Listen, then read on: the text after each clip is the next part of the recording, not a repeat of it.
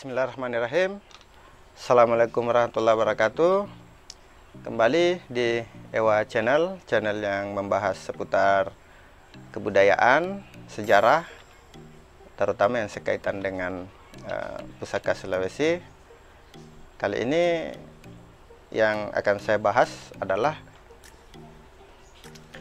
penamaan pusaka-pusaka Sulawesi berdasarkan ornamen logam yang ada pada warangka. Jadi di samping penamaan jenis, misalnya ada badik, ada keris, ada pedang, ada sinangke, ada alameng, juga ada penamaan berdasarkan ornamen warangkanya. Jadi bukan hanya misalnya berbeda jenis badiknya, misalnya ada badik gecong, ada lumpo batang, ada badik luwu, tapi juga ada penamaan umum berdasarkan ornamen logam pada warangka. Nah, ini saya hanya pegang satu. Ini contoh ornamen logam pada warangka dan ini punya nama. Namun saya tidak pegang semua yang akan saya sebutkan nanti, jadi saya tampilkan lewat gambar. Yang pertama, saya langsung saja pada yang saya pegang ini. Badik dengan ornamen logam seperti ini disebut pandok. Jadi ini ada dua persepsi tentang pandok. Ada yang beranggapan bahwa pandok adalah jenis hulu luwu. Itu tidak salah sebenarnya, karena umumnya hulu luwu itu memang pakai ornamen pandok. Tapi nanti saya perlihatkan di gambar, dan agar lebih lengkap mungkin saya tampilkan gambar. Jadi seperti ini pusaka. Jadi tidak hanya badik, baik itu keris, badik ataupun alameng, yang logam, ornamen logamnya itu berada di ujung warangka sebagian, di ujung warangka bagian bawah, dan sebagian lagi di dekat sampir atau banging, orang Bugis bilang. Jadi mudah-mudahan pada gambar bisa menjelaskan.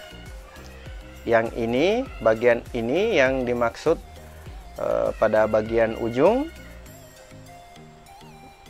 dan bagian ini yang dimaksud pada bagian dekat sampir, dan tidak full.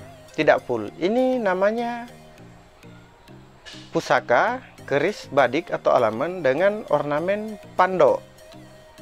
Nah, oke, penamaan ini itu saya dapati dari majalah kuno, dokumentasi tentang pusaka-pusaka Sulawesi, dokumentasi pusaka Sulawesi yang ada di Belanda. Ternyata yang seperti ini mereka sebut sebagai pandok, dan tentu info itu dari referensi dari narasumber.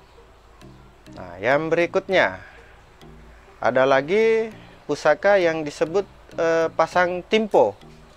Nah, pasang timpo itu apabila peraknya atau ornamen logamnya itu full pada bagian sarung sampai pada bagian sampir bilah, baik itu pada badik, keris ataupun alameng. Jadi seperti ini, bisa dilihat di gambar yang seperti ini, yang disebut pusaka pasang timpo, baik pada badik ataupun pada keris. Nah, oke, mudah-mudahan cukup jelas. Yang berikutnya dan mungkin terakhir, ini yang untuk khusus yang umum ditemukan, pusaka tata rapeng. Nah, untuk pusaka tata rapeng ini, apabila ornamen logamnya itu full membungkus seluruh warangka dari sarung sampai hulu, baik itu pada keris, pada alameng, atau pada badik, ini disebut tata rapeng.